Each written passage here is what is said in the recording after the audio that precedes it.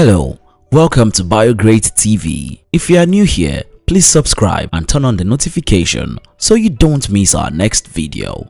History of revolution across Africa. It is a common adage that change is constant. When one encounters the word revolution, the first idea that pops up on one's mind is change. Most times, positive change. Revolutions are essential parts of human history in many civilizations. African countries have recently shared colonial history, have experienced uprisings and rebellious demonstrations against forces of oppression.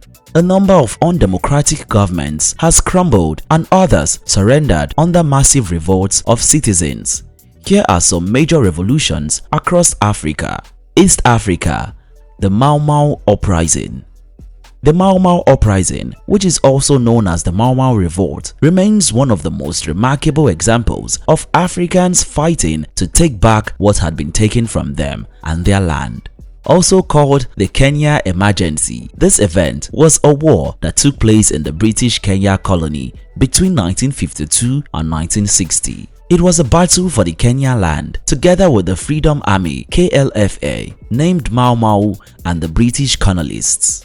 The Kikuyu, Meru, and Mbu people dominated the KLFA.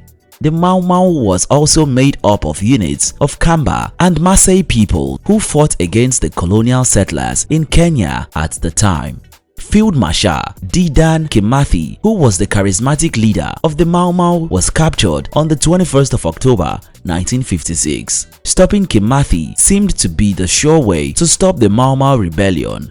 However, the revolution survived until after Kenya gained independence from Britain. The Mau Mau movement had numerous internal challenges despite attempts to unify the factions in order to work together against the colonial forces. The movement resulted into violent divisions within the Kikuyu community. General Biamungi was killed well after the revolt had been stopped, and another 1,000 executions at the end of the war were carried out. The revolution was supposedly crushed, but it already sown seeds of great discontention with the colonial presence among the natives. Rawlins coup and purges. The story of Jerry John Rawlins. The story of Jerry John Rawlins' house cleansing exercise is still perceived by many as myth. It is a familiar narration of how one man rid Ghana of many corrupt officials at once. Rawlins was against the Ghanaian government, which had come to power through a successful coup in January 1972. Ghana's leader Achipong was often accused of corruption and dependency on foreign powers, which were causes of economic decline in the country. From that time, it occurred to Rawlins that the misuse of power was a challenge in the Ghanaian society. Rawlins was a member of the Free Africa movement, an underground movement of military officers who wanted to unify Africa through a series of coups. About 5 weeks prior to the 1979 elections, Rawlins and a few other soldiers staged a coup against the government of General Fred Akufo. This coup failed, and the perpetrators of the failed coup were arrested by the Ghanaian military. Rawlins was sentenced to death in a general court-martial. However, his statements on the social injustice that motivated the coup won him civilian sympathy. Rawlins escaped execution on June 4, 1979 by a group with the belief that the government was corrupt beyond redemption and that new leadership was required for Ghana's development. He led the group of soldiers in another coup and successfully outs the Akufo government and Supreme Military Council. He then became the chairman of a 15-member Armed Forces Revolutionary Council. The Armed Forces Revolutionary Council would later become the Provisional National Defense Council (PNDC). The PNDC executed 8 military officers, including General Kote, Joy Amedume, Roger Feli, and Utuka, as well as 3 former heads of state, Afrifa Achipong and Akufo. The killings of the Supreme Court Justice Cecilia Kurantenga Ado, Frederick Sakodie, and Kwajo Agie Agempong, and military officers Major Sam Akwa and Major Dasana Nantogma followed shortly after. These executions were shocking events in Ghana's history. After some time, Rawlings carried out a much wider house-cleaning exercise involving the killings and arrests of over 300 Ghanaians. Democratic activities were then allowed to continue and elections were held on time shortly after the coup without military intervention. Power was peacefully handed over to the president Hila Liman on September 24, 1979 under the political platform of the People's National Party (PNP). North Africa Arab Spring.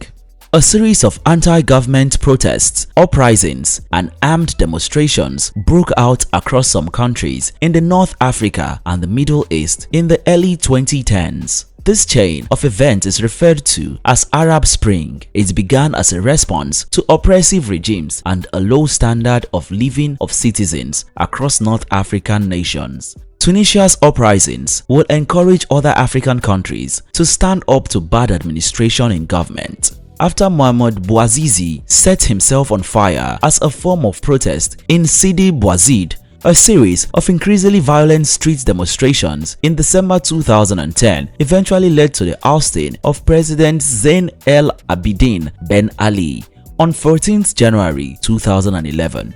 The protesters highlighted a disturbing record of unemployment, corruption in government and the civil service, lack of freedom of speech, and poverty. The protest created one of the most dramatic waves of social and political unrest in Tunisia and resulted in scores of deaths and injuries, mostly as a result of actions taken by security forces against demonstrators. Ben Ali was forced into exile in Saudi Arabia, finally ending his 23-year reign.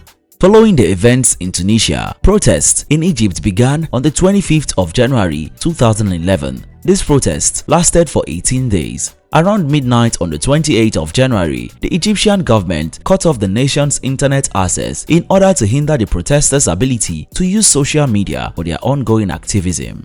President Hosni Mubarak then dismissed his government and set up a new cabinet.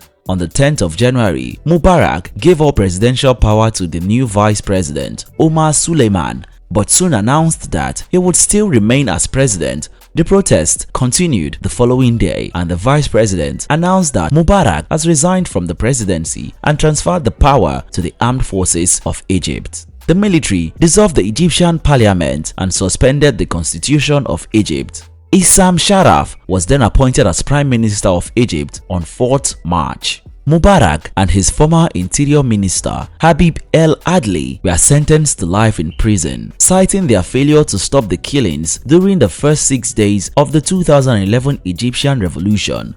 Mohamed Morsi was later elected as the first democratic president of the country. The anti-government protest began in Libya on the 15th of February 2011. It was another stand of the Arab Spring. By February 18, demonstrations had led the opposition to control most of the country's second largest city, Benghazi. The government dispatched troops and security forces in an attempt to recapture the city, but they were repelled. By 20th of February, protests had spread to the capital Tripoli. The high death toll, numbering in the thousands, drew the attention and condemnation from the international community. France, the United States, and the United Kingdom intervened with a bombing campaign against pro-Gaddafi forces. Soon, a coalition of 27 states from Europe and the Middle East joined during the following weeks, leading to Gaddafi's eventual death.